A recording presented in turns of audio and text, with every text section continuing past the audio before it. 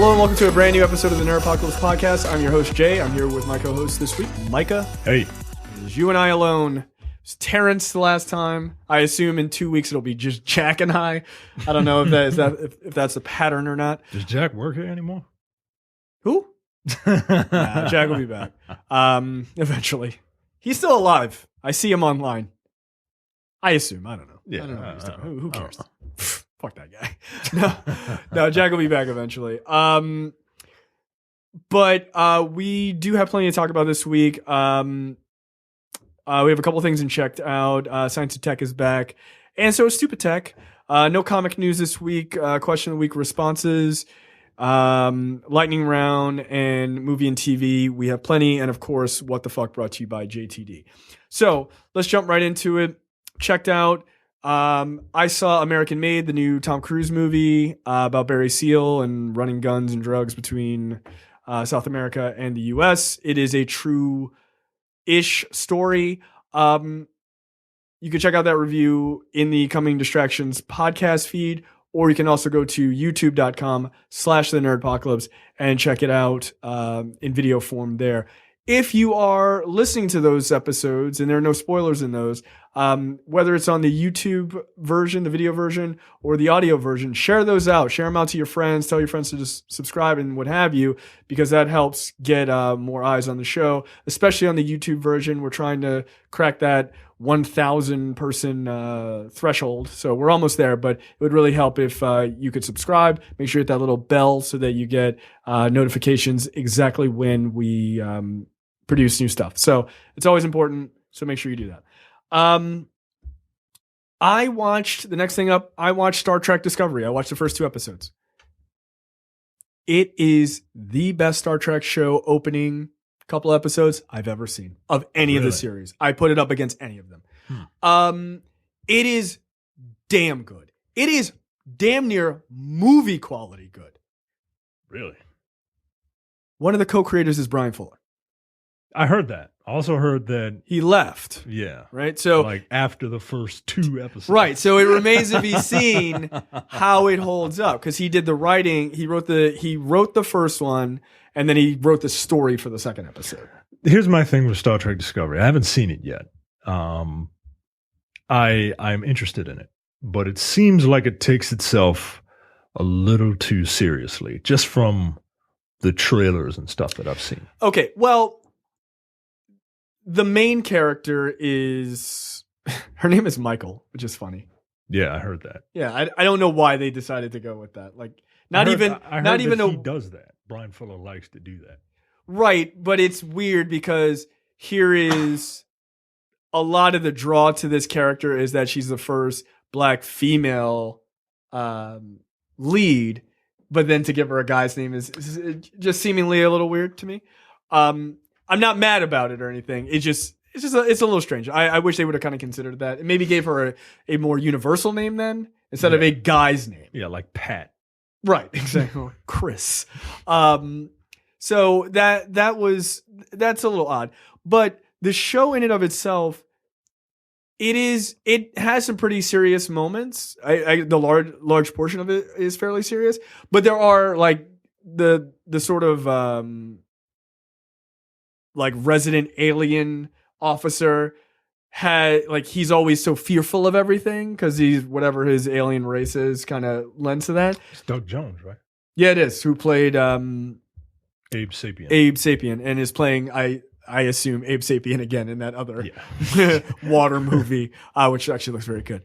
But yeah, he's an interesting character, but the main character Michael and him play off each other very well in some comedic moments, right?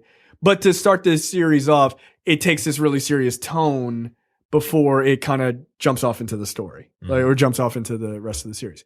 That being said, it looks fucking great. It feels like Star Trek, which, it's serious and it's a new, series or what have you, but it feels like Star Trek. Like it's got that feel to it. The story is really good. You can tell that this story was crafted more for a Netflix model than for, at least at this point, a Star Wars like monster of the week kind of thing, right? Because Star Trek had more of a monster of the week with an overarching kind of story, which was real general, like we're out in space and we're on a mission kind of generality, where this one sparks off a story that is clearly the story, at least for the entire first season. Okay. So it's designed more binge worthy. I'm interested, but I'm going to wait because from what I understand, they are splitting the season. So How they so? want you to sign up for CBS All Access. Which is what I did. They're going to play the first, 6 episodes or whatever. Then they're going to take a break. And that's where they fuck everybody over. And then bring the rest of the season in. Well, okay. Yeah. Okay, guys. I think that's fucked up. I think it's super fucked up, and we're going to talk about that in a story we have actually later. Okay. So I don't want to get too much into that, but so the overall. So let me just tell you what the story is. See if this sounds familiar, right? Because Star Trek, one of the things that I love about Star Trek and what makes it different than Star Wars, and I am a huge Star Wars fan as well, but what makes Star Trek interesting is this idea of it's social commentary in a lot of ways. Yeah, that's what good sci-fi is. It's always social commentary. All right. Well, see if this story reminds you of anything. The idea is that this takes place before the original series, right? A little bit before the original series. And the Federation and the Klingons have not interacted at this point in 100 years, right? They know of each other, but they just haven't interacted. Klingons are like, fuck you guys, we're out. Because they hate them. One Klingon decides that he's going to bring the 24 houses of the Klingon Empire together to for this sort of Klingon god named Khalees, I think. And they're going to build this faction, or they're going to build this Klingon world, this like utopian Klingon enterprise of sorts. And their enemy is the Federation because they don't believe that the Federation, they believe that the Federation is mixing all these other alien races together, and that's not pure. So this religious purity faction is at war with this multicultural world that's going on. Meanwhile, the humans in the Federation, they are on the front lines, obviously, and they think you gotta fight fire with fire. You gotta take them head on warring, while some of the other humans are like, maybe we could take a different approach because, violence only begets violence, and that only helps their cause. So, if I didn't spell it out well enough for you, the Klingons are fucking ISIS, and the Federation is everyone else in the world. And it's super interesting because you can't not see it. Right. Like, you can't. And it's all, and you're just like, well, that's pretty fucking smart, actually. Like, that's actually kind of brilliant. And they're able to pull it off in a way that really makes sense. Like, it's a good story. And I found myself like totally watching it. And Michael is interesting because she's a human who was adopted by Vulcans. She's not a Vulcan? She's not a Vulcan. She's a 100% human. Okay. So she has this crazy desire to be uber logical, but also has the human impulse control issue. Huh. So she's always fighting against those two worlds. So she's kind of like reverse Spock? Yes. She's kind of like Spock is in the movies more so than Spock was on the show. Okay. Right? Like that. Does that make sense? Yeah. Because Spock was the more emotional character trying to like keep shit under wraps and then just like flipping out.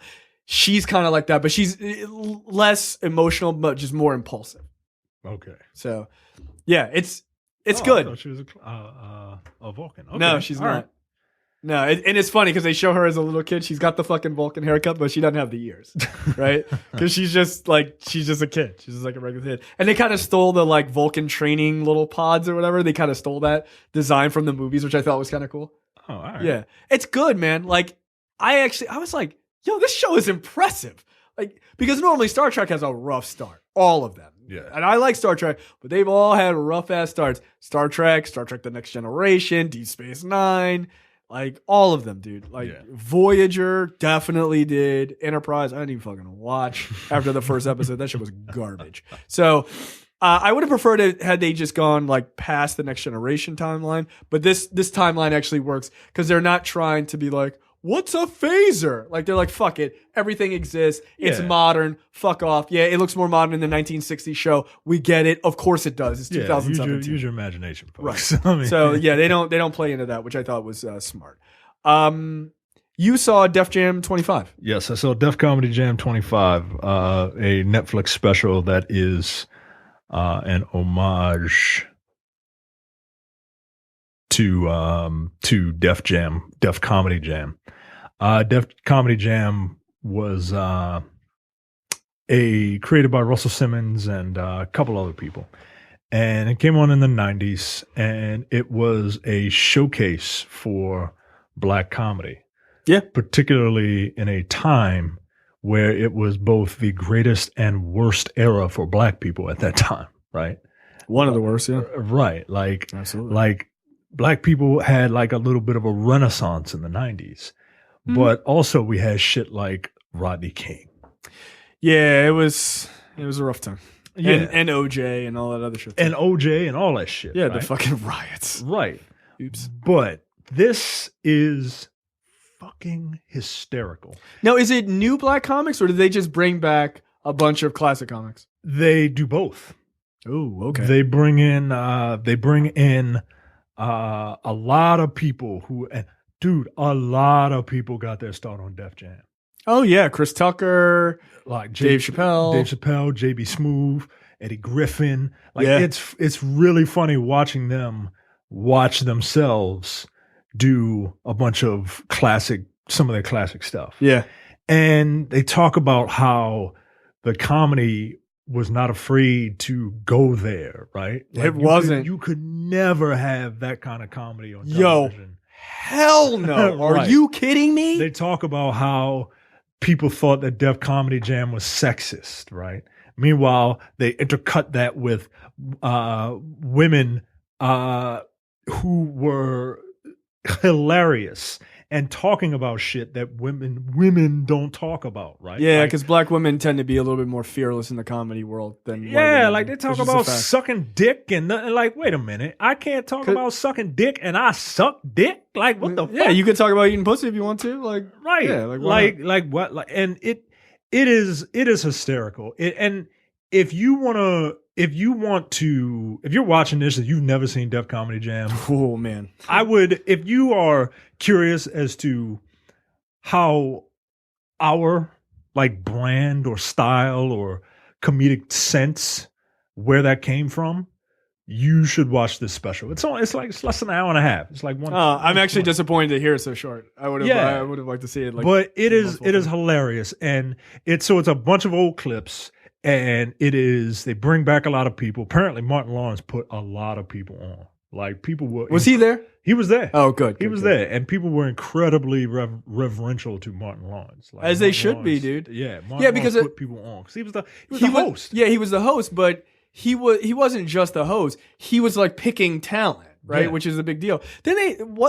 So Martin Lawrence was the host for a while. Then there was that one dude who used to wear a cowboy hat. Then there was this one woman who was there. I forget everybody. Were they there on the episode? Oh yeah, they were all there. Oh, that's They were all awesome. there. That's super cool. And they had modern comedians like Dion Cole and Tiffany Haddish. And Tiffany Haddish interviewed 3 women who were on Def Comedy Jam frequently, and she was just like, probably Simone I have to imagine was there. Simone wasn't there. They had clips of her, but she wasn't there. Damn, with her fine ass. She fine, but her ass is just as flat as a fucking ironing board. She used to do a joke about that. She's like, I got all the titties, I ain't got no ass. No ass. Yo, it was goddamn shame. It was really good. And then they had when they weren't intercut with classic bits, they had people like there's this one clip going around of D.L. Hughley and Dave Chappelle, and they were just like introducing stuff, right? Like, and this is one point where it was an outtake and they just left it in. because Dave Chappelle fucked up. Chappelle, he was having a hard time reading the teleprompter, right? And he was just, and then he just starts going off, and he's just doing what they were just doing what comedians do, just being funny and entertaining a crowd. And he was like, nah, just keep all this shit in. Like, fuck it, man. Just keep all this stuff in there, man. Okay, so one of the things I find really interesting about this, and I will, there is a 99.9% chance I watch this tonight. The second you leave, it's good, man. Because you're right, like. So comedy nowadays, I don't have a problem with necessarily. I love stand-up comedy, and it's a little bit more safer. It's a lot more political, right? Than it probably has ever been. Like, unless you go back to like Richard Pryor's time, where it had to be political too, because it was the shit that was going on. But like the real big comedians are incredibly political, which I obviously don't have a problem with, but.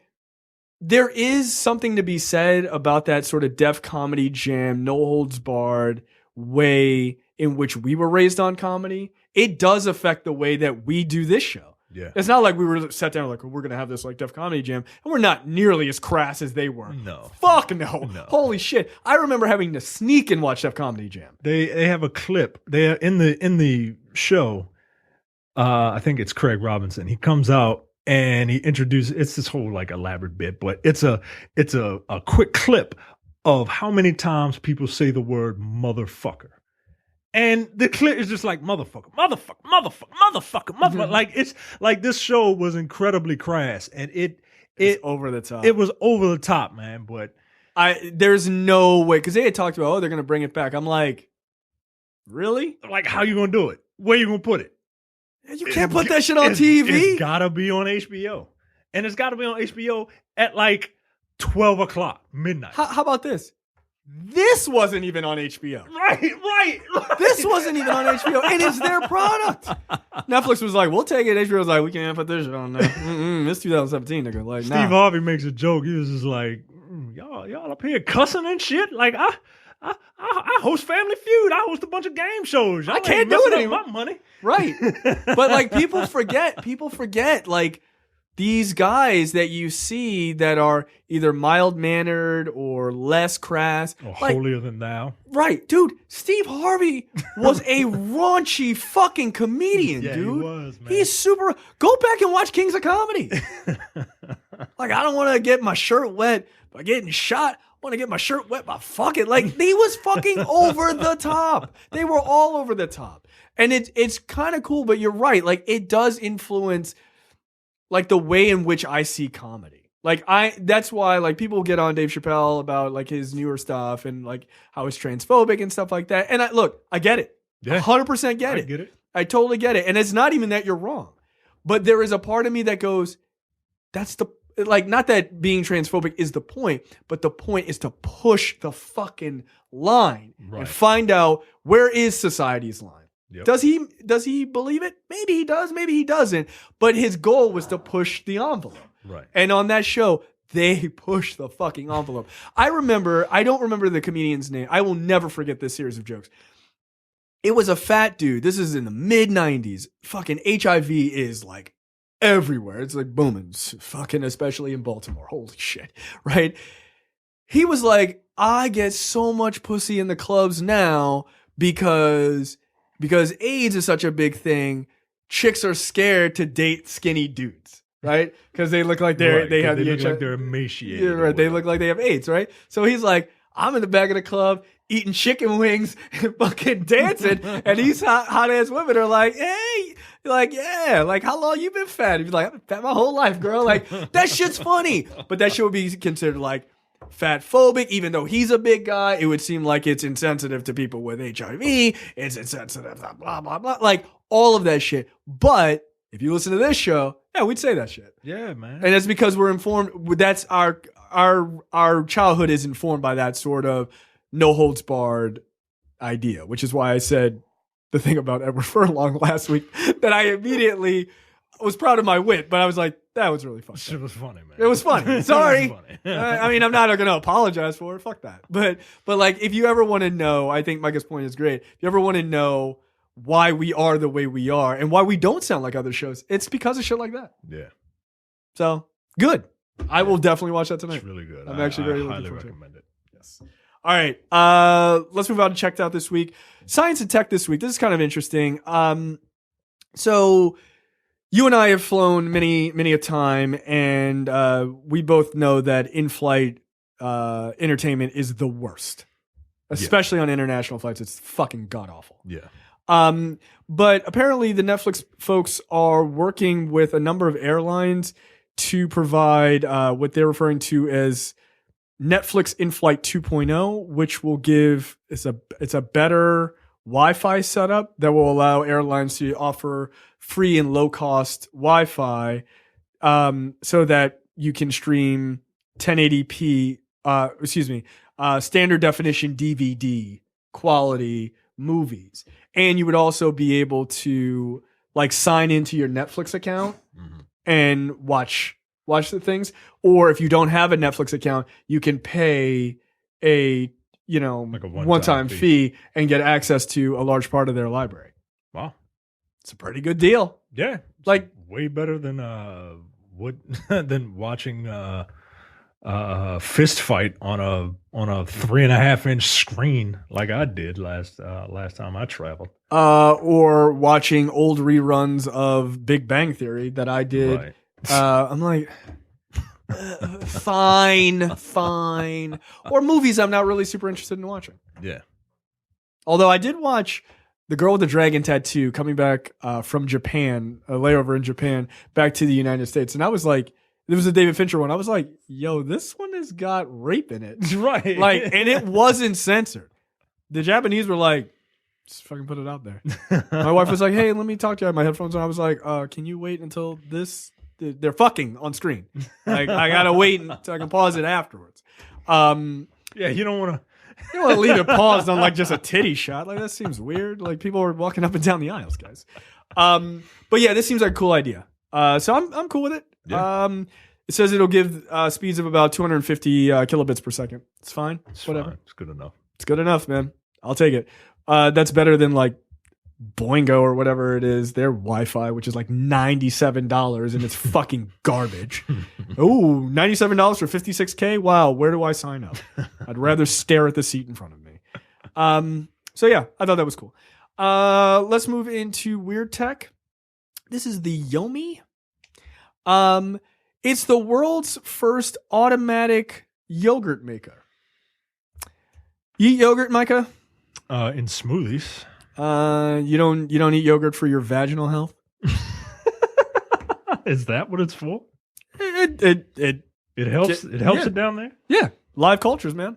Like, do you just like? No, you don't. You eat it. You fucking psycho. Okay. All right. You don't take a handful of Yoplait and just go to work. That's like fucking DJing down there. Like, no, that's not what you do. Yeah, look, yogurt is good. It's fine. Whatever. Look, these people are taking yogurt way too seriously. Yeah. They're like, oh, you put milk in this container, then you put these little pods in, and you can choose regular yogurt or Greek yogurt, and in 6 hours you can have yogurt. Just go buy some fucking yogurt. They're like, man. it's 1/5 the cost. Yeah, and it's 6 times the wait time. Like, what are you talking about? Like, the grocery store is 5 minutes down the road from me. Yeah. Just go buy, and you don't have to buy one, by the way. You can buy a lot of it. You don't have to buy just a little individual thing. But yeah, so you got to keep buying these pods too, right? Right, because of course, I'm sure there's a monthly subscription deal or some bullshit like that. Yeah, but this has raised $41,000. It's made its limit. For $99, you get the device and you get 20 pods to enjoy for 4 weeks of yogurt. So, that's it? So every month you're gonna have to kick out money for the pods. Nah, yo. This seems like a really stupid ass idea. It seems like a genius idea because they're tapping into a market that I don't believe anyone has ever tapped into. The home yogurt market? The yogurt market. Like, people love fucking yogurt. The funny thing is you can make yogurt yourself. Yogurt always just seemed like ice cream's retarded brother. You know what I mean? Like it just doesn't. I mean, arguably it is. Like it just doesn't. Like, Although frozen yogurt is completely acceptable. I don't think I've ever had frozen yogurt either. How? Because it's called yogurt. I don't give a fuck if it's frozen. My grandmother has never had yogurt before because, quote, that's just spoiled milk. I mean, your grandmother is alive and kicking. She's like 81 years old. Yeah, man. Yeah. See, all you motherfuckers out there eating yogurt, you're going to die by 50. Right. You're going to have youthful 20-year-old vaginas on your deathbed. Now, keep in mind, my grandmother also doesn't drink water. She only drinks soda because, quote, this is old black people shit. Drives me crazy. Because, quote, water rusts iron. So she's like, she thinks that's like such a clever thing. She's like, so I don't drink water because water rusts iron. She's like, that's how I stay alive. I was like, but soda dissolves teeth. So like, don't fucking do that, Grandma. 1, soda dissolves teeth. And 2, the primary ingredient in soda is water. Yeah, it's fucking dumb. Oh, shit. Old people are fucking silly. Old people are silly. God love her, but that's the dumbest fucking idea I've ever heard. It makes no sense. Oh, shit. Yeah, I'm not buying this, guys. This seems like a ripoff. Yeah, that seems like a scam, man. Yeah. Also, 6 hours? No. Yeah, man, I'm sure craving some yogurt. I better bacteria. And they're like, oh, it's live cultures. I'll be back in a quarter of a day to go eat some. Yeah, fuck off. Like, come on, man. That's silliness. Yeah, don't buy this. All right. Question of the week responses. So last week we discussed the fact that Inhumans was kind of in trouble, or the rumor was that it was in trouble. So we're only going to pick a few of these, by the way, to read. Not all of them this week because we got a short time frame. But the question is, should companies immediately cut their losses on projects like these or try and ride it out? Keep in mind that Agents of S.H.I.E.L.D. was almost canceled recently as well, and then it saw the best season of the show to date. Dasmond says, let the audience get a couple of episodes in. Test the waters with us before you cancel the show. May even get saved on one of these streaming services. Natasha? Is that how you pronounce that? I believe so. Natasha says, try and ride it out. Some projects need time to grow so certain dumbass showrunners can fix the mistakes they have made and learn with it. Hopefully they can sort this shit out and do what needs to be done. Postscript. Expand the budget. It doesn't have to cost millions per episode, but it shouldn't be cheap. Chris says, they filmed it, air it all. I can't count how many shows have had dismal pilots followed by vastly improved later episodes. Hell, it's common knowledge that you skip season 1 of Parks and Recreation. I have little hope for this show, but stranger things have happened. Fair enough. Brandon says, I think it should be measured by whether there's a dedicated fan base. If there's a small cult following, a show has a potential to grow. Otherwise, axe that shit. Let's see. I'm trying to find new people because I know new people or short responses. Christopher says, if there's potential to salvage something out of it, then yeah, I say ride it out and make the changes afterwards. And last one, Gaston. I'm only reading it because you just got married. Congratulations. Yeah, buddy. I see you out there. Fam. Yeah, I see you out there. Now go have sex with your wife and stop answering our questions of the week. That's true. Your wife's fine, man, by the way. Like, not to be like crass. Nigga, what? Yeah. No, she's a good looking. She looked great. Yes, your wife is very. Your wife is very. I'm gonna pretty. say it. Look, this is some Def Comedy Jam shit. Your wife's fine. There you go. You're winning. I see you out there. Good for you. I didn't say anything crass. She looked great. Yeah, it's just the way you said it. It was like, yeah, nigga, your wife fine, boy. Yeah. Nigga, you looked all right. You were fine in the pictures too. Whatever. Hold on to that. You imagine it? Yeah, you imagine something like someone says that shit at your wedding. Like, what? Nigga, what the fuck? Like, what are you the drunk best man? Yeah, exactly. Come on, man. That's how you get into a fist fight. Crazy shit is that? Gaston says, to me, it depends on a few factors. One, was the show good, well made, good actors, good writing, etc. Two was... Well, that's not the case in this for Inhumans, I can tell you that. Two, why was the viewership not there? I.e. wrong channel, wrong day and time, etc. Three, how vocal or dedicated are the fans that did watch it? Sometimes shows need a second to get really good, and vocal fans can carry it for a bit and help viewership increase. I think if the answers to these questions are negative by the end of season 1's run, then a company should consider dumping a show. Thank you, everyone, for your responses. Go to our Facebook page, facebook.com/The Nerdpocalypse, to read everyone's responses. There you go. Also, make sure you go to thenerdpocalypse.com/Amazon. Use that link. We get a little bit of a kickback, even though the name is not as easy to spell for dullards as Dense Pixels is. Well, there's a reason why that show is called Dense Pixels. You see, the hosts are the pixels in that sentence, and they are all dense. Yeah, especially the main guy, Thad, or whatever the fuck his name is. Yeah. Chadwick. Yeah. You know what? Dagwood. Dagwood. Generic white guy name. Yeah, especially that guy. He's the densest. Well, what did I write? I was like, I'm going to buy fuckbrad.com and then I'm going to make it fuckbrad.com/Amazon. Bet you can find that one. I bet it'll be easy to spell. Asshole. But yeah, make sure you go to thenerdpocalypse.com/Amazon, or you can use densepixels.com/Amazon. It's just that we have like a contest internally to see which site generates the most money. So it doesn't really mean anything. It's all going to the same pot. So do that. It helps out the show. If you can't sign up for premium content or you can't donate, it's an easy way. If you're already spending money, might as well do it. All right. Lightning round this week. Spike TV cancels The Mist after one season. I never saw this. I thought The Mist was a Netflix only thing. It's a Spike TV thing. Yeah, apparently. That they just put on Netflix. I did not know Spike TV was still around. I also did not know this until this article came out. Yeah, I thought that Spike TV turned into like the Esquire network or some shit like that. Mm.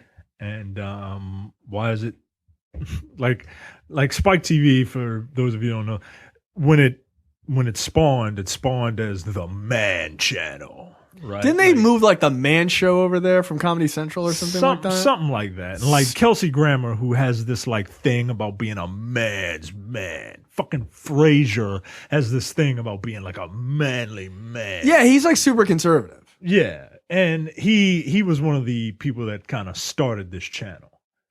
All right, dude. So yeah, is it that conservative men are so scared of being called like a queer that they have to like go over the Spike TV? Like, right. It couldn't just be like, I don't know, like good movies. I mean, or whatever. They wanted it to be a phallic symbol, right? But they didn't want to call it Dick TV. So what else you get? You get a Spike.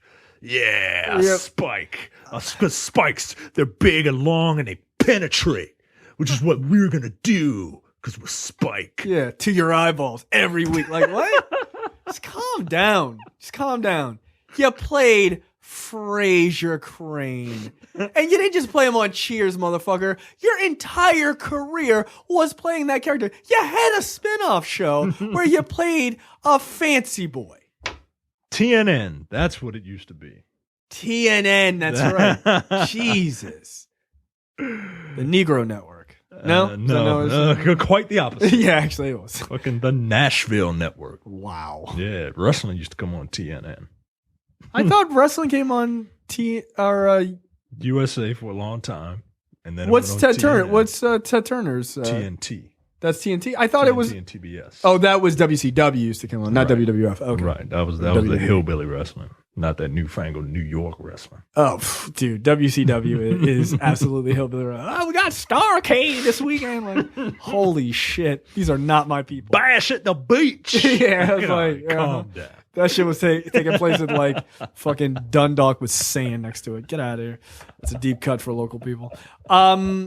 Yeah, so The Mist got fucking canceled. Obviously, this is a series that is based on the Stephen King. The Stephen King short story. Yeah. I heard that this was not good. Apparently it wasn't. Yeah, I heard that this really wasn't good. It's not as good as the movie. The movie was amazing. Yeah.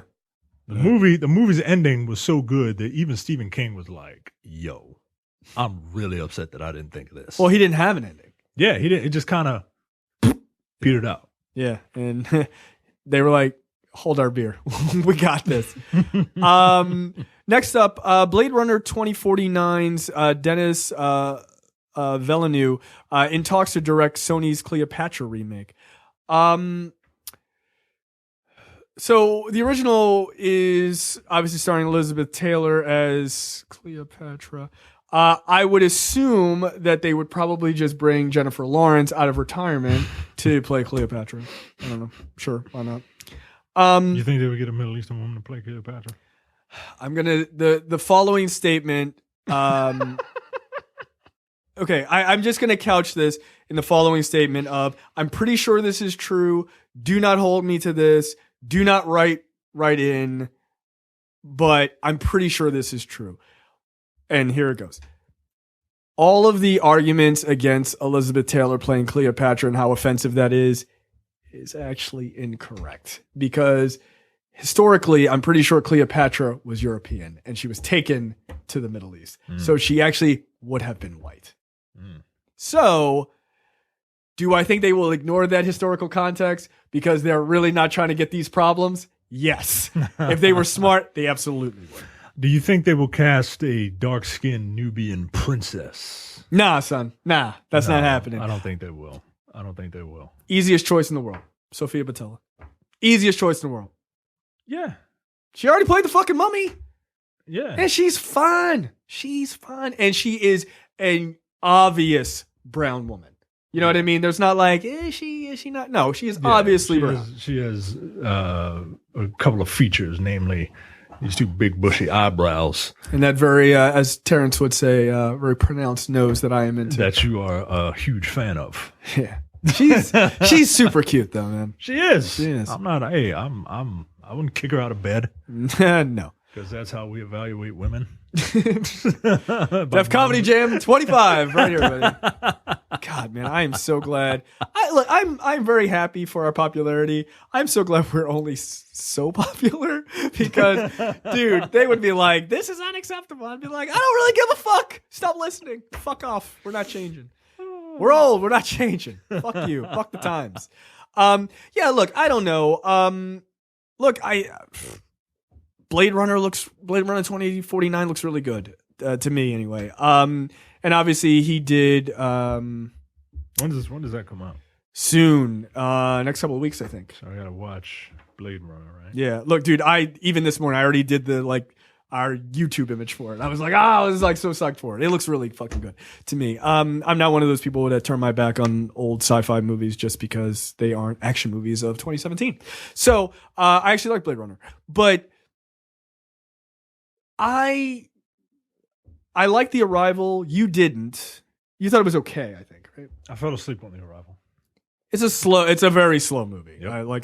I will not disagree with that. But yeah, look, this is fine. He was supposed to do Dune next, which I think is a better choice for him. Like Cleopatra, yeah, some white chick. All right. Like, okay. Yeah. I'm not that interested in it. I don't really give a fuck. I didn't find the original all that mind-blowing, to be honest. Dune, I'd love to see this guy take a stab at it, though. Yeah. I don't know much about Cleopatra, to be perfectly honest with you, so I prefer Cleopatra Jones, personally. The only Cleopatra I know is Cleopatra 2525. You remember that show? Yeah, I do. Notice I didn't mention it. Fuck out of here. I won't even go into this much because this is the lightning round, but Godzilla King of Monsters has wrapped filming. Okay. I'm finding it difficult to care about this. I am not finding it difficult. I don't care about this. I don't. Literally at all. Don't give a fuck. I don't know who's directing it. I don't care who directed it. I don't care who's in it. I don't give a shit. That fucking Godzilla movie or that King Kong movie was fucking terrible, I'm already turned off by those. I didn't mind the Godzilla movie. It was a slow burn, but this one, is this the one with King Kong in it? I think so. I don't know. Yeah, it's got to be, right? Or I think that one's 2020 maybe. Or Godzilla King of Monsters. Maybe Godzilla King of Monsters is he's like fighting Mothra and all those other the soft reboot of Godzilla, because I know people had a problem with the first Godzilla. Yeah, because they said it was boring. And that they couldn't see Godzilla or whatever. I didn't see it because I'm not into kaiju movies. But it is, I think this might be like a soft reboot, right? Well, it says the new story follows the heroic efforts of cryptozoological agency Monarch, which is the same organization from King Kong. Right. They're the fucking shield of this universe. Or Prodigium from fucking Dark Universe. As its members face off against a battery of god-sized monsters, including the mighty Godzilla, who collides with Mothra, Rodan, and the ultimate nemesis, the three-headed King Ghidorah. Or Gigadora, whatever the fuck. Who cares? This shit is Japanese as fuck. When these ancient super species, thought to be mere myths, rise again, they all vie for supremacy, leaving humanity's very existence hanging in the balance. And you can watch that on Spike TV this week. I don't give a shit. I don't care. I'll see it probably on a screener. I don't really care though. I don't. Entertain me. I'm gonna try to watch that King Kong movie again. But I really didn't like the beginning of it. I was interested in it because I was expecting something like The Mummy. Did you see all of it? Did you watch it? I didn't see any of it. Look, like I was expecting like something a little more fun. But from what I gather, people say that that's what it was. I don't agree. But when I see the trailers and clips of it, it looks more like Predator, right? Like no, Predators, plural. Where it's just like a bunch of people who are just completely random. Like there's the one random actor that you know is probably too good for this, and then you talking about Sam Jackson or Tom Hiddleston? Yes. Right. Or excuse me, and Brie Larson, fucking Captain Marvel. Yeah, Oscar award winner. No. And yeah, I don't know. Yeah, I don't care about this. This is the director who did Trick or Treat and Krampus. Yeah, guys, this is going to be great. It's going to be fucking wonderful. Good luck to you. Yeah. I'm calling it right now. This movie's going to be shit, and it's not going to have more than a 40% on Rotten Tomatoes. What was the movie we were talking about last week? Oh, it hasn't come out. Between Us? Has that come out yet? Not yet. Okay. That's this. I think it's this weekend, right? It might be this weekend. Yeah. Or like the first weekend in October. Yeah, I said this is it'll be on the south side of 20%. I saw one review. Can't remember if it was like IndieWire. IndieWire does grades, right? Yeah, I think they do like A through Z. I think it was like a C or a C minus. I feel like IndieWire is being very nice. I bet it's not that good. Next up, Terminator 6 is set for summer 2019. Seems a good distance away. I'm kind of okay with that. Does it have an exact date? July 26, 2019. July? That seems about right. That's right in the heat of it. Look, they better fucking nail it. Yeah, we got no excuses now. You got a good director. You got Cameron back. You got Linda Hamilton back. Yeah, Schwarzenegger back, I guess. I just don't care if frankly, he shouldn't be in these movies anymore. He's too fucking old. What is the like? I thought that's what they were gonna do, right? Like just introduce new Terminators. They did. I guess they have. The T-1000 was the new Terminator. The TX was the new Terminator. But I figured they would have. Is that the lady Terminator? Yeah.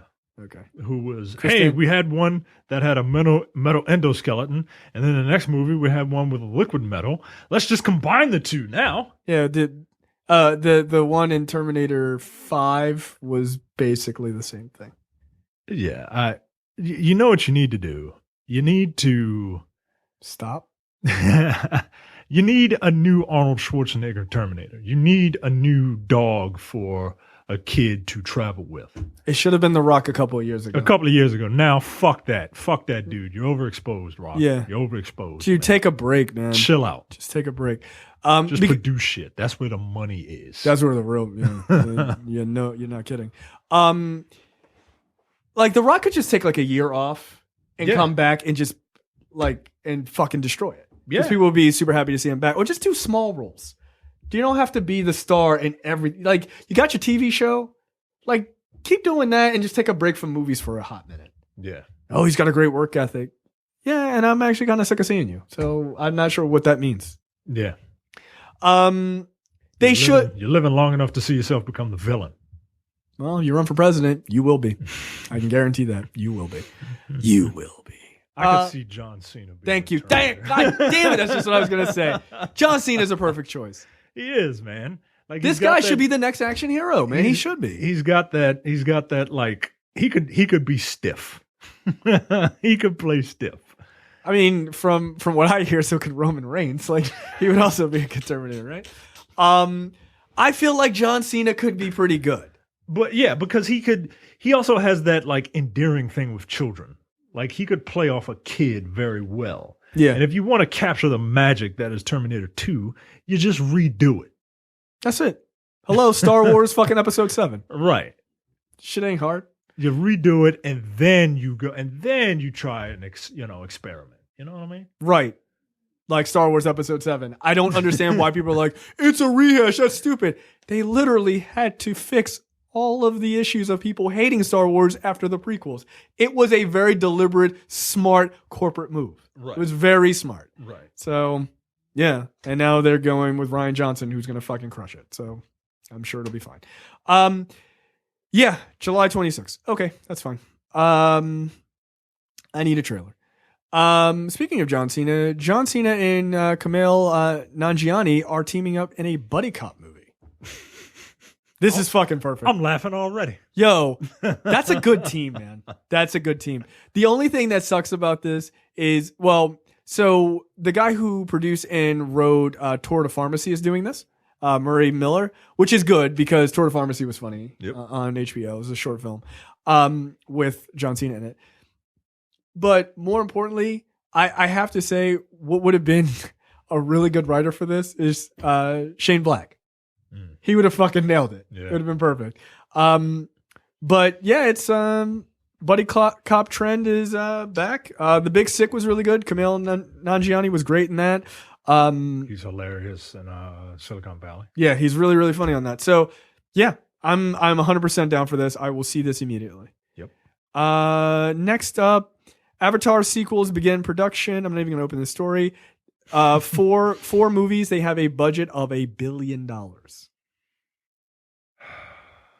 You think James Cameron's got the magic to make these? No, I don't. You don't think so? No, because look, I don't know. Look, people are going to catch on, right? Avatar was a hit, but I think it was a hit because one, it was something new from James Cameron. And which, God, when was the last time you saw something before that? It's been like fucking forever. Exactly. It was something new from James Cameron, and it had this, it rode the wave of this, like it peaked at the wave of 3D movies, right? Yeah, and it caused the crash of 3D movies. Right. So because they couldn't keep up with that. Because they couldn't, like no one could, right? How could you? But repeat viewings of that movie, like people see the flaws for what they are in that film. And I look, I listened to another podcast and they joke about, how dare you? And they joke about the cultural significance of Avatar. And one person thinks that, I think they all, when they saw it, they liked it. One person thinks that it does have a cultural footprint. And the other two are like, what? What are you talking about? Yeah, you can't even really remember that story. Right. But it does have a cultural footprint as far as the technology and people remembering, wow, the visuals were good. But people don't really remember that story. People don't remember that Sigourney Weaver was in that movie. Sigourney Weaver was in that? I'm kidding. Like, here's a test. I'm not even going to say anything. I'm going to give it a good 10 seconds. Who is the lead actor in that movie? Pause for 10 seconds. I know his character's name. Fuck, it's one of those. Yeah, you don't even know. I was saying it for the audience. I assumed you knew. Sam Worthington. All right. Yeah. Jesus Christ. Exactly. It can't be that significant of a cultural touchstone if you can't remember the main actor's name. What happened to Sam Worthington? What the fuck has Sam Worthington been in? Jake Sully. Jake Sully. Yeah. What has Sam Worthington been in since those movies? The Clash of the Titans movies? Ooh, they were bad. Those were really bad. What was it? Clash, Bash, and Wrath of Titans? I don't know. Clash and Wrath. Fucking terrible ass garbage. So, yeah. Sure. Okay. $1 billion. But here's the thing. If Avatar, or if he gets Avatar, or I shouldn't even say Avatar money. If he gets James Cameron money, they spend $1 billion, but they're going to make at least $3 billion. Oh, look. That's a lot of money. All you got to do is cast a Chinese person in that movie in a prominent role, and they'll make all their money back. Because that stuff overnight. That stuff is just weird enough that it will appeal to the magicalness that is over there. Over there. Now, the thing is, one of the things that made Avatar such a big hit was this environmentalist sort of message where people were like really, like environmental groups really clung on to it, and it became like almost like a cult classic kind of thing. So if he plays to that aspect and really plays it up as a commentary on what's happening now, it could work. But I mean, we've talked about this God knows how many times. I don't give a shit about Avatar at all. I want to see the visuals though. I'm interested to see what the visuals are. He's talking about doing 3D without glasses. I'm interested to see that. But my question is, what are you going to do for the other 3 movies? Right. Look, that means that those stories have to be compelling. That means Avatar 2 has to be a compelling story that makes me want to come back for 2, 3, and 4. Right. It really does. It can't be Fern Gully amped up, which is what the first one was. Nobody remembers that Michelle Rodriguez was in that movie. I legitimately don't remember. I'm just looking at who was in it. I did remember Giovanni Ribisi was in it, but only like barely. Who's that black dude? Laz Alonso. He was in He was in Fast 4 and the last Fast movie. No, that nigga. Get out of here. I think that was him in the last Fast movie. I might be a racist. I mean, that's probably true. CCH Pounder was in that movie? Come on, yo. Nope. Come on. And it's not like CCH Pounder, not like CCH Pounder is like a household name, but you know CCH Pounder when you see her. Yeah. That's really weird. Fucking Amanda Waller was in this movie? Crazy. Next up, It sequel hits September 2019. I just saw a thing today that said that it has crossed $500 million worldwide. People loved it. Yo, that's a crazy number for a horror movie. Yeah. I want to see it, man. I really do know. You know why I passed that number? Because it was good? Because it was good and it wasn't too scary. That's why. So Yeah. I'll see it. Because it wasn't that scary. And it wasn't hyper bloody from what I understand. Yeah. Like I think it was a little more graphic in that, the famous scene of the kid in the drain. Yeah. Like in the book, like you like Pennywise, spoiler alert, rips that kid's arm off. Yeah. In the miniseries, you didn't see it. In this movie, they show it. Yeah. So also in the book, like apparently there's like a child orgy. Yeah. Yeah. Nah. Don't do that. Don't read that book. Don't read that. Don't read. Fuck a book, says Micah. He very much lives the DMX lifestyle. In belly. Next up, movie and TV news this week. More Stephen King adaptations are on the way. Terrence and I literally 2 weeks talked about 3 other Stephen King adaptations. Now they're talking about redoing The Stand and Salem's Lot. Okay. I guess. It's fine. The Stand definitely needs a remake. Like as long as they're not like his weird I don't know. Quote, there's talk about doing The Stand as an extended TV series, possibly for Showtime or CBS All Access. Better be on Showtime, dog. Better be. We're going to get there in this week's stories. Better be on Showtime. People ain't buying CBS All Access, dog. That is not. They're not. They're not. Remember how I said I did? I didn't. I lied. I lied. No, no. Somebody was like, one of our fans, Andrew, who is a friend of ours, is in Europe. And in Europe, Star Trek Discovery is on Netflix. What? Yeah, it is. And for some reason, they put it there, but not here, right? And because they're trying to push CBS All Access. And he goes, oh, I just watch it on Netflix. And I responded, I was like, yeah, my copy said Netflix too. Sorry, I'm not paying for it. Fuck off. And I don't feel bad about that at all. Fuck those people. Next up, David Cronenberg's Scanners to be adapted into a TV series. You ever seen Scanners? No. Really? Yeah. Scanners is a fucking wild movie, dude. What's it about? So Scanners, I'll actually read you the log line. I think is in this article. No. So it's not. So Scanners is about a group of individuals who have basically telekinetic powers and they can affect other people. Like they can get inside your brain. There's a famous scene from Scanners where the guy's head explodes. You've seen that image? Yeah. And so Michael Ironside is one of these guys. And he's very much a villain. Really? Michael Ironside? I know, it's hard to believe. So they eventually have to go up against, like, their because he kills this guy, blows his head off. And so these other scanners have to go try to find him. And, like, I believe his brother is also a scanner. And they have to go up against the organization that made them this way and all this other shit. This is some of David Cronenberg's best body horror work. It is super fucked up. It is super duper fucked up. I'm quickly playing a scene where I think it's Michael Ironside fighting his brother, I'm pretty sure. And like he's making his brother's head, like you can see like these veins that it's kind of a cool effect where it like inflates, these veins inflate and his brother's head is like exploding and like he's like peeling his skin off. God damn. Oh, Jesus. It's fucking wild. He like blows his eyeballs out at one point, sets his hands on fire like fucking like stigmata. Like it is absolutely fucking nuts. And he's got like the white eyes, just like fucking screaming. It is twisted, super twisted. Scanners is great. It's a great horror movie, man. Like it really is.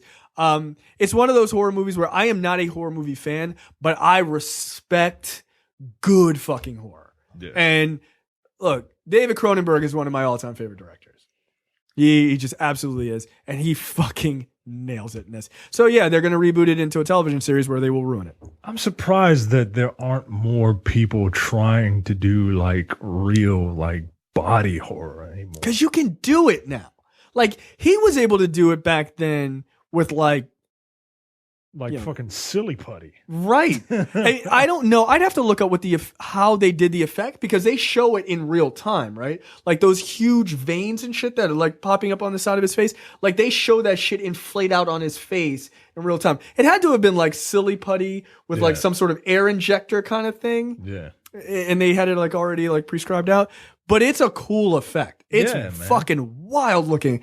But I guess we should be thankful because like all body horror would be now is just like a bunch of CG and shit. Well, that's what this show's going to end up being, which is a shame because Cronenberg's design is fucking absolutely cool. And he wrote that, by the way. Like he wrote and directed Scanners. Here's the log line. The original Scanners tells a story of an underground network of individuals born with telekinetic abilities who live on the fringes of society. Who live on the fringes of a society who hates and fears them. Regardless of their powers, an ostracized populace finds themselves being hunted by the very people who helped make them what they are. So, yeah. And Michael Ironside, like that image of Michael Ironside is fucking disturbing. But yeah, if you've never seen Scanners, you should totally watch it. It's one of those movies where I keep meaning to go back and watch. And now that this is happening, I'm definitely going to watch. And this will be a movie I do not watch with my wife because there's no way she's sitting in the room after that dude's head explodes in the first fucking 10 minutes of the movie. Like, they start that shit out with a bang, pun intended. So, yeah, it's pretty cool. And the noise that he makes when he's like fucking with people's mind is just really eerie and creepy. Or the noise that is being played. So, yeah. Okay, that's fine. I don't know if it'll be good. I hope it's good because Scanners is great, but I don't know, man. Next up, Michelle Williams. From Destiny's Child? Yes, that Michelle Williams. Yeah, she's been doing nothing this whole time. Beyonce let her out of her cell and let her be in a movie. No, Michelle Williams, the former wife of Hugh Hefner. Heath Ledger. To star as the star opposite Tom Hardy in the Venom movie. What has she been in? Michelle Williams has been in a ton of things. She's actually a very good actress. Trying to think. She was in Brokeback Mountain. She was like his wife. I think I saw it. You never saw Brokeback Mountain? Nope. Fucking, it's a Western. Who cares about Westerns? It's a gay Western. Didn't see Shutter Island. I didn't see Shutter Island either. Someone spoiled it for me, so whatever. It didn't take me long to figure out what that was going to be about. I'm trying to think something that you've seen. Yeah, she was in Brokeback Mountain. What have you seen? None of those. You never saw Blue Valentine? Nope. Yeah, she's a pretty good actress, actually. Yeah, I don't think this movie's happening. But every day it moves closer to proving me wrong. But I'm sticking to my guns. I don't think this movie is happening. Not with Tom Hardy, it's not. I'm very curious. That's three major actors, though. Yeah. Tom Hardy, Michelle Williams, and Riz Ahmed. Yeah, I'm very curious to see what this movie ends up being. I think it'll be Venom in name only, in terms of what people like us know Venom as. Yeah, I think you're right. I think this is definitely not going to be as superhero movie-esque as it probably should be. Right. Which will probably save it from sucking. Because I don't think Sony knows how to do those. But I'm just waiting. Like, I can see the backlash now from people who are just like, this isn't Venom. This isn't real Venom. Venom's not supposed to look like that. Like, all right.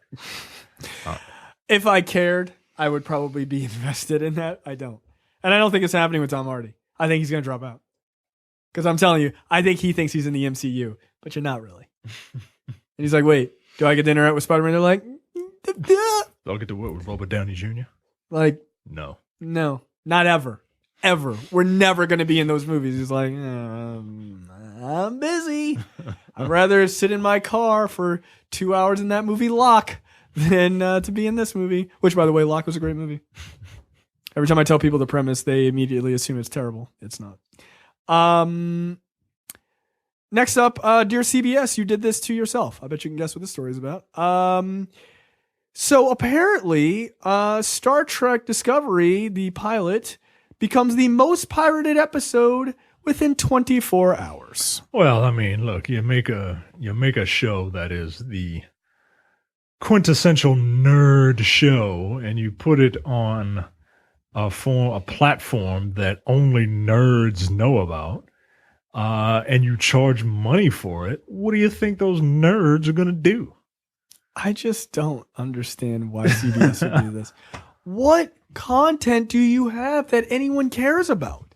They have old episodes of Jag? Apparently, it consists of the entire CBS library. So, like, old episodes of Maude? Who cares? Come on, man. Stop, stop. You're not Netflix. You're not Disney. You don't have enough shit to make people pay for. You're not Showtime. You're not HBO. You're not those. You're a regular channel. I'm not paying for ABC either, or NBC. Hey, ABC's got past episodes of Modern Family. Cool. I'll never watch them. You don't want to watch, you don't want to reminisce down memory lane of watching the first season of The Big Bang Theory? Or like Yo, hold on. I need to see what is on CBS here. has. Yeah, I'm gonna need you. What do they got? They got some show with Shamar Moore in it. You can stream NFL. There you go. You can stream the NFL. I need to see. Only the AFC games. Is that right? Oh, fuck off. CBS and Fox each have a deal with the NFL. CBS plays the AFC games. NFL plays the NFC games. Okay, all right. Let's run down the list of shows that are rewatch the Emmys. You rewatch the Emmys. You can watch 244 episodes of Seventh Heaven starring a child pornographer. You can watch 48 Hours. I don't even know what that is. You can watch 9JKL. I've never heard of that. That's a new show, apparently. Oh, okay. You can watch Beauty and the Beast. You can watch Beauty and the Beast. You can watch Angel from Hell. You can watch American Gothic. You can watch Amazing Race. Hey, it's funny because I can watch all the seasons of Amazing Race on Hulu right now. You can watch past episodes of 90210, which you can watch on Hulu. The Big Bang Theory, Big Brother, which you can watch on Hulu. Big Brother Over the Top. I don't know what that means. Old episodes of The Brady Bunch, The Bold and the Beautiful, kill me now. The Bold and the Beautiful. Blue Bloods, Bull, Caroline in the City. Why would you want to watch the CBS Evening News? Why would you not? It's reruns of the news. Well, you can watch CBS This Morning because they have 34,000 clips that I'm dying to see. You can watch old episodes of Cheers, CSI Crime Scenes Investigations, that is starring a very old Ted Danson. All right, you're only in the C's and I'm already bored. Criminal Minds. By the way, Ted Danson, that dude's on Fargo, on the second season of Fargo. He's really good. I had missed Ted Danson. I realized seeing him on TV. CSI Miami, Frasier. You can watch Frasier Crane on Spike. Old episodes of Family Ties. Jericho, a show that got canceled that people didn't want to get canceled for some fucking reason. Old episodes of MacGyver. Newer episodes of MacGyver. Limitless. Madam Secretary. Melrose Place. Yo. Okay, you nailed one. That is a show that needs to be on Hulu. No, do you remember Melrose Place? Fuck that show. Yo, nah, man. Fuck that show. Look, for a very stupid reason. You see that right there? The little Melrose Place emblem? What two letters are right there? Did people used to say that about you? Yeah. Oh, you must really like Melrose Place. Fuck off. Because they had the same initials. Kids are stupid. God. Yeah, look, Melrose Place was great. You know why? Because that was a show where white people were straight wilding every week. That, people are like, oh, black people are on TV shows. Melrose Place, I don't want any people of color on that show. Fuck that. They need to reboot it or put it back on TV in its original 218 episodes. That show is amazing. White people were straight up crazy. You can watch old episodes of Mission Impossible, which are not as good as the movies. Perhaps you could watch old episodes of The Price is Right that... No. Old episodes of Star Trek and Star Trek Voyager and no. Aren't all the Star Treks on Netflix? Yes. Take them off? No, they're all there except for fucking Star Trek Discovery.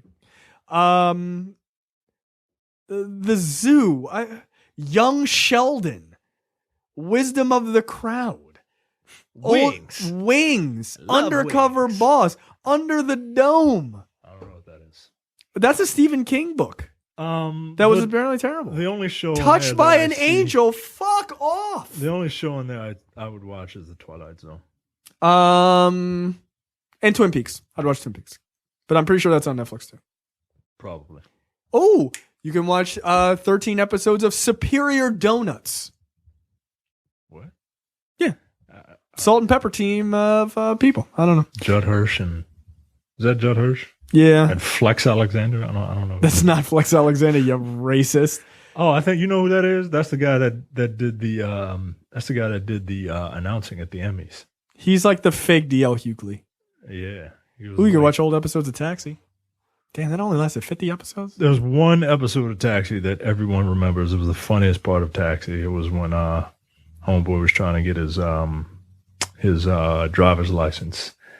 And Christopher Lloyd was was asking Homeboy a question because he was cheating. He was like, "What does a yellow light mean?" And the guy was like, "Slow down." And then Christopher Lloyd is like, "What does a yellow light mean?" And the guy was like, "Slow down." And Christopher Lloyd was like, "What does..." Like, it was hilarious, man. It was hilarious. He was the original Kramer, by the way. Yeah, he was. Yeah. That the Kramer character is taken almost like beat for beat. Right. Yeah. And then you could also watch one episode of SEAL Team if you want to watch a military show that's probably not good. Yeah. So CBS All Access. No, these are terrible options. I'm paying $7.99. Get the fuck out of here. And that's $7.99 with commercials. What?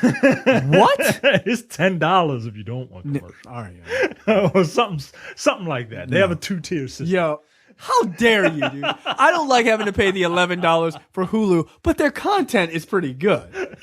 Yo, come. All right, yo, get the fuck out of here. CBS stinks. All right, moving on. Yo,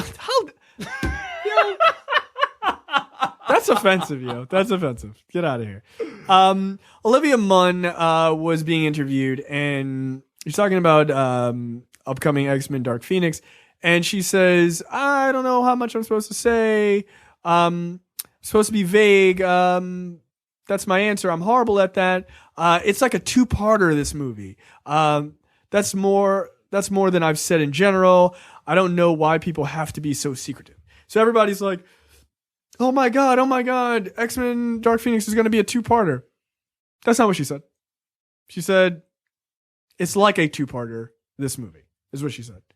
That doesn't mean it's 2 things. It's something can be similar to 2 things, or it can be 2 things.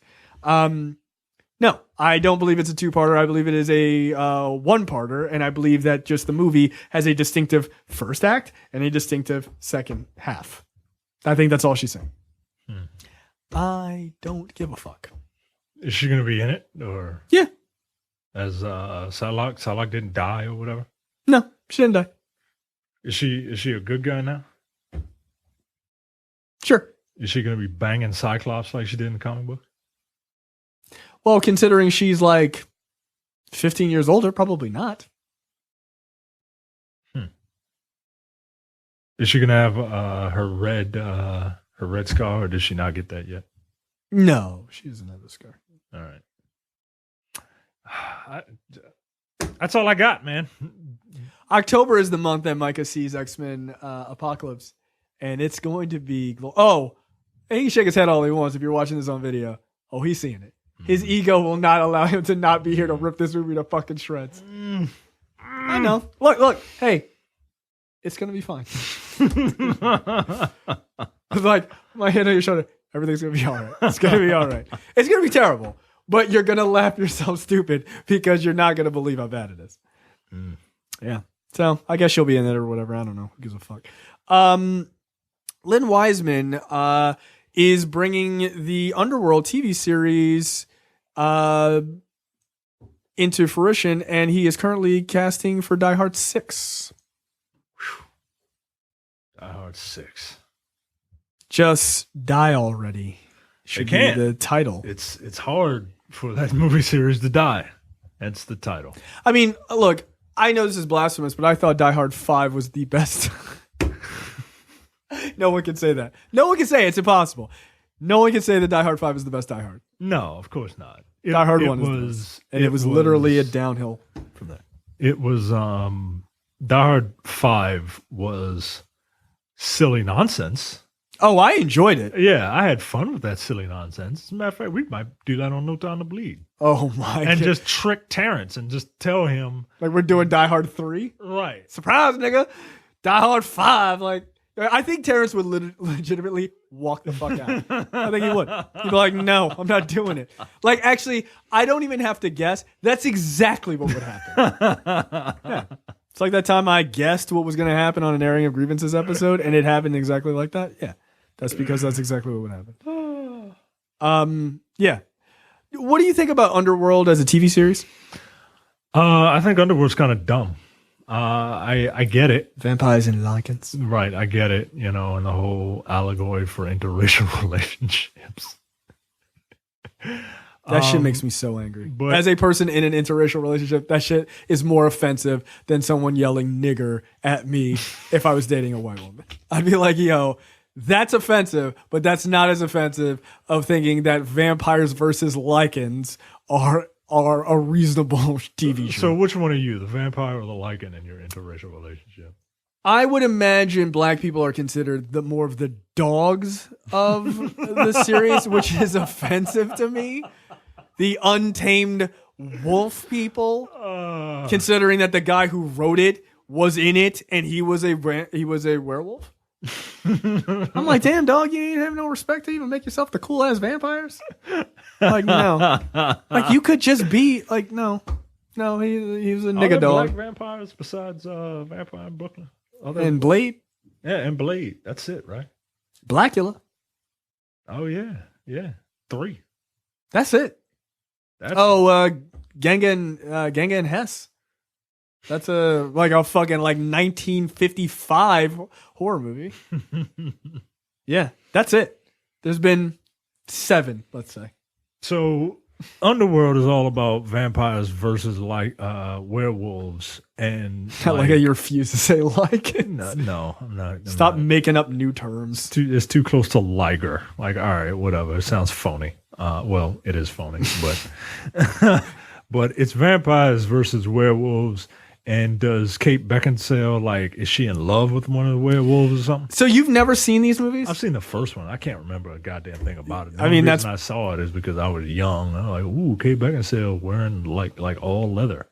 Yeah, that was the only reason why I saw that movie. Yeah. I mean, honestly, that's easily 85% of the ticket sales for that movie. It was like, yo, she looks hot as shit. Then you saw the movie, you're like, yo, these movies are terrible. Right. But I know people who are like ardent fans of the series. I've seen 4 of them.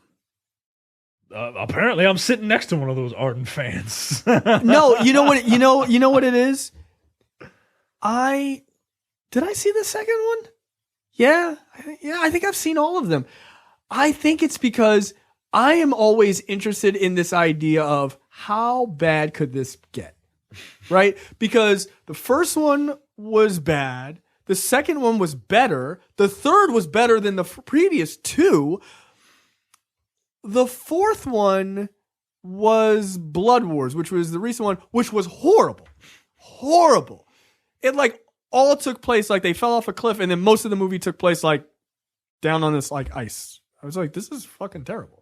3 was the best one because they went ultra violent. I was like, oh, okay, this is rock and roll. This is what it should be. Weissman says this series will be a pretty big departure from the films. I don't want to say it's more adult, but it's definitely less comic book in its tone and character. Were they ever comic book? No. If you're talking about a serious horror comic, sure, I guess. The third one is actually legitimately has some I don't want to say scary because scary is too harsh of a word. But it's got some elements where you're like, whoa, shit, goddamn, okay, I did not see that coming. There's this super werewolf who just fucking rips people to shreds, and you're like, wow, all right, that's kind of what I wanted to see. First one was a fucking jerk off session. It was oh, these cool looking vampires with whips and shit. The second one I literally don't even fucking remember. Or maybe I'm thinking, no, the second one was with a giant mega werewolf. Now that I think about it. The second one was good. The third one was a prequel that was okay to pretty good. And then the fourth one was Blood Wars, which was fucking awful. Yeah, she's involved. She's she falls in love with this one dude, and they have a kid. And in the fourth one, she's hiding that kid from the vampires and the lichens because that kid's got superpowers. What does a werewolf vampire child look like? I don't remember. It's a little girl, I think. She's a badass. I don't remember. The fourth one was bad. It was so bad that it was obvious that Kate Beckinsale was just fine. My career has done literally nothing since I started doing these movies. Dude, just do another Serendipity. I would rather watch a Serendipity series of movies than to watch any more of these Underworld movies. And I've seen all of them. There you go. So I don't need this. Unless you're going to give it to like Brian Fuller to do. Like if you give it to Brian Fuller, I will watch Underworld. Nah, let that guy fix American Gods. Not fix, but keep it going. Like get it really going. Yeah, I mean he only had 6 episodes this first time. So yeah, I don't give a shit about this. Not at all. But there it is. Why do you hate interracial relationships? I have many reasons. People shouldn't mix. It's wrong. It's gross. Stop it. Stop it right now. Like that Michael Jordan ad. Just stop it. Just stop it right now. Yeah, for new listeners, my wife is not the same race as me. just so you know. I don't actually believe this. Make sure you go to the nerdpocalypse.com/premium. Sign up, premium content, $5 a month or $50 for the full year. You get shows that are just as raunchy and ridiculous as this show, but worse because it's behind a paywall. Yep. We have Airing and Grievances, which is a show Mike and I do, which is about Seinfeld. We're going episode by episode and talking about the episodes and relating them to our personal lives. We just finished the last episode of season 5. Yes. So you have all of that content. Those shows are about 30 to 40 minutes a piece. Those come out every week. You've got Look Forward, which is our political podcast. Those shows are 2 hours every week where myself and Andy host that. You can listen to the first hour of that show for free. Again, that's Look Forward. You can find that on like iTunes or what have you. We also have No Time to Bleed, which is our action movie podcast. We did 2 episodes this month. We normally only do 1. We did Deep Blue Sea, which just came out, and we also did Cobra, which came out 2 weeks ago. So check those things out. Again, it's $5 a month or $50 for the full year. It's a lot of content, over 300 hours of content. It will always be there. It will be chilling there until the sun implodes. So it's really great. And we add new shit every single week. So look forward to that. And we've got other things coming, much like forcing Micah to watch X-Men Apocalypse while we do commentary over it. That's coming this month. Yes, it is. Yes, it is. All right. Next up, What the Fuck, brought to you by JTD. Micah, take it away. Officials in Baltimore announced earlier this week that a massive concealed lump of fats, oils, grease, and wet wipes was to blame for an overflow that dumped some 1.2 million gallons of sewage into the Jones Falls watershed. The revolting mass was discovered in a sewer main near Baltimore's Penn Station. For those of you that don't know, Baltimore's Penn Station is like Washington's Union Station, where it blocked an estimated 85% of a 24-inch wide, 100-year-old pipe. You didn't say the name that they dubbed it. It's in the title. What did they dub it? They dubbed it. They dubbed it a fatberg. That's a fucking great word, man. Get it? Like an iceberg, but made of fat. That's really gross, man. That is not doing well for our hometown image. They sent a machine with a CCTV camera into the sewer and soon discovered the walls of the sewer pipe were cracked and caked with congealed fats, oils, and grease, aka fog. Unfortunately, as they were working in the pipe, a backup occurred and led to a sewer overflow. So there you go. Baltimore is quite literally full of shit. Yep. Hashtag Fatberg. Yo, Fatberg is a fucking hilarious term that everyone should use all the time. I will. Do not. City officials took the opportunity to remind residents that this is a quote. Oh boy.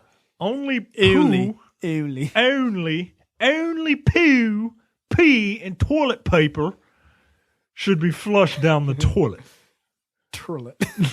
I love my city, but we sound stupid when we speak out loud. We even sound stupid when we're disrespecting the national anthem when we say "oh" in the third stanza, but no one likes to point that out. Yeah, that's fine. Do not put fats, oils, and grease down the drain. During food preparation and cleanup, pour unused grease from the pan to the can. I can see that as a local commercial. Pour the grease from the pan to the can. Marty Bass. Put from the pan to the can. And here's your 5-day weather. The funny thing is, all that does is just take that trash and put it in the landfill. Right, put it in a landfill. Yeah, the way we handle trash on Earth is unreal. Do not flush flushable wipes. Put them in the trash instead. I do. I put them in I flush them. They're flushable wipes. It says it right in the title. Apparently, Baltimore is in a state of emergency. So you can't put... Look, Fatberg is not my problem. Fatberg is the city's problem. You're catching these wipes, dog. Fuck that. Oh, shit. That's weird. Also disgusting. Like, just generally revolting. Yeah, it's weird and gross, and they even have a video, and it is the scariest. It looks like the inside of a colon. Like, it is pretty goddamn gross. And I used to work at a water treatment facility, so this is nasty. This is really gross. All right, my story. The title is, and I shit you not, I'll read it word for word: "Woman shot in vagina in sex game gone wrong." And this dude is guilty, and he looks guilty. 46-year-old had been engaged in a sexual activity with David Andre Jeffers, 47, at a hotel. Jeffers, admitting to possessing a firearm with the intent to endanger life, was jailed for 10 years. The two had been engaged in a sex fantasy when the weapon fired. Was he fucking her with the gun? I really hope not. I mean, how else are you going to get shot in the vagina? I guess you could be like, this is some rape shit. Like, you ready for this? But I'm like, why is there a bullet in the chamber? Like, you could do some like wild role play rape shit if that's what the two of you psychos are into. Don't put a bullet in. Like, yeah, but it's not real then. But it's not real at all. I'm gonna rape you, girl, with a real gun. Like, no, what? It doesn't say what kind of game they were playing. I kind of want to know. He claimed to have found the gun in a pub toilet near Fatberg. Why did he do that? Yo, people are fucking weird, man. You doing gunplay in your bedroom with your wife? No, sex with my wife is just great. You don't need to be like, bitch, I'll blow your head off. Right. Like, I don't need No. things to be drastically different like that. Like Or dangerous. Like legitimate. I don't need to like feel like, am I gonna make it out of this shit? Right. Like to come. I'm an old meat and potatoes kind of guy. Like, right. like fucking is fine. Right, fucking is fine, man. We don't need Still working. Right. We're not at that point where we're just disgusted with each other that we have to do weird shit. Yeah, you just have to beat the shit out of each other. I just want to choke the shit out of you so I can come. That's it. I don't want to fuck you. Don't even take your pants off. I just want to choke the shit out of you. Get on my goddamn nerves. Stop trying to beat the horn when you're not driving. It's crazy. Stop talking during the movie. Yeah, that's weird, man. Like, and people say, "Oh, yeah, I don't judge people for their kinks." No, some of that shit you can judge. No, people judge people all the time. Look, like you do anal play or whatever. I don't judge any of that shit. Like, hey, I might be even into it. I don't know, but that's not important here. But like, using a gun, nah. Yeah, I just don't know what you're doing other than, you got to be fucking her with the gun, right? You got to be fucking her with the gun. Otherwise, what's the point of having a gun? What are you grinding? Like, I just don't see the point. I think that's called tribbing.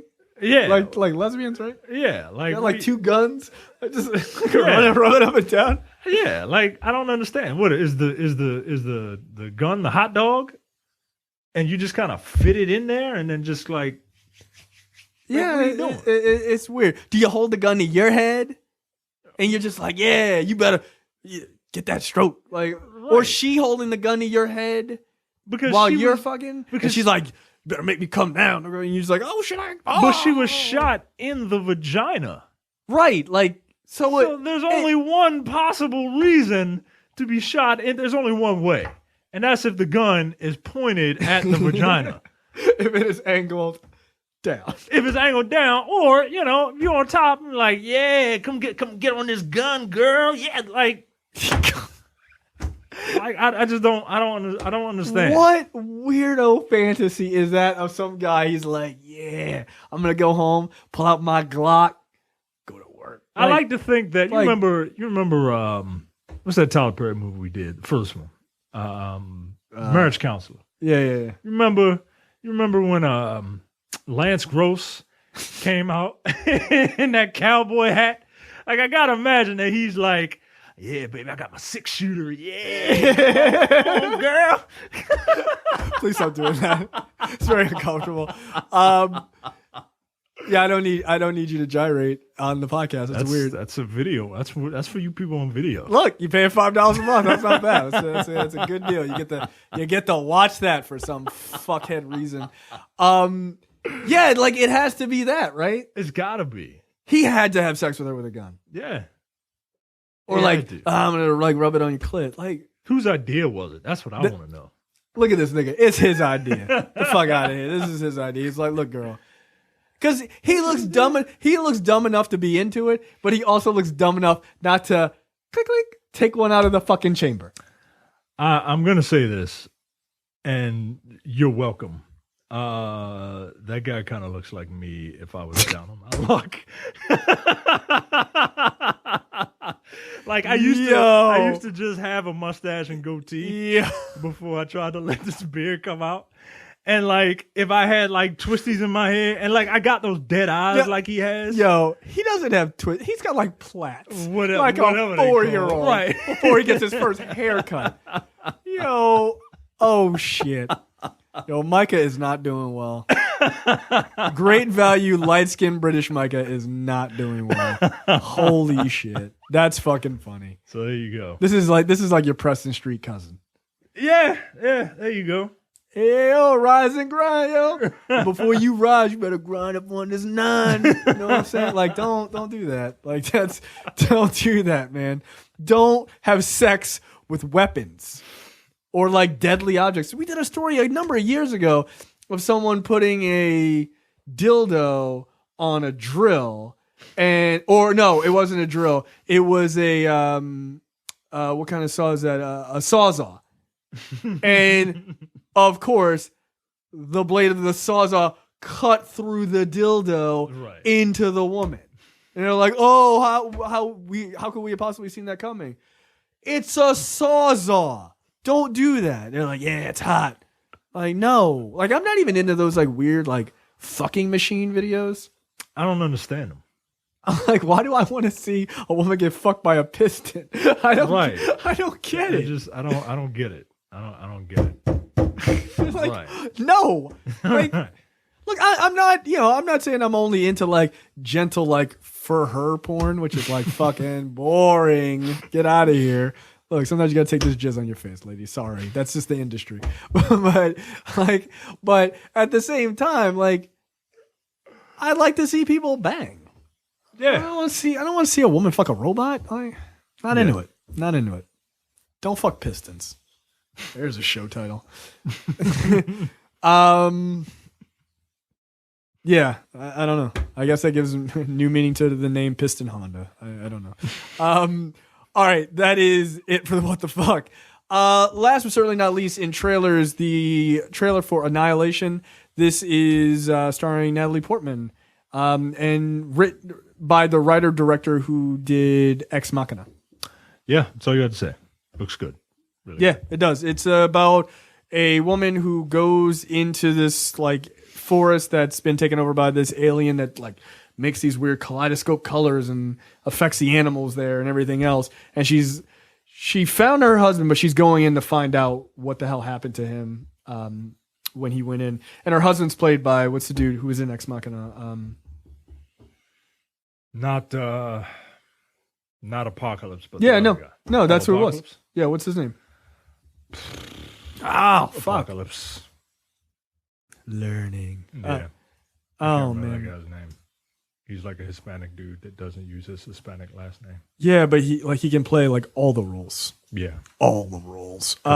He's swarthy. Yeah. Oscar Isaac. Thank you. Yeah. Sorry about that. Yeah. So he's in it. He's in the trailer just a little bit, but yeah, this looks really good. Visually looks very impressive. Yep. So I'll see it. All right, guys. That is it for us this week, and we will see you guys next week. Make sure you share out the show, by the way. Make sure you get those 5-star reviews in. Make sure, if you're a politics fan, you check out Look Forward, because shit is fucking lit. Last episode, Tiara came in and sat with me. It was really fun. He's very good. Yeah, she was very good. We will definitely have to have her back. New episode of Dense Pixels is out this week, which was a very, very funny episode, I thought. Yeah. Very good. If you don't know what that is, that's our video game show. You can also find that on YouTube at youtube.com/densepixels. It's very easy to spell. And new episode, I can say with all my heart, one of my favorite episodes that we have done. New episode of Black on Black Cinema this week. We did the documentary on James Baldwin, I Am Not Your Negro. We had a very serious yet funny but very poignant conversation about race in America and the history of racial issues through the lens of arguably one of the smartest people who's ever lived, in my opinion. So check that out.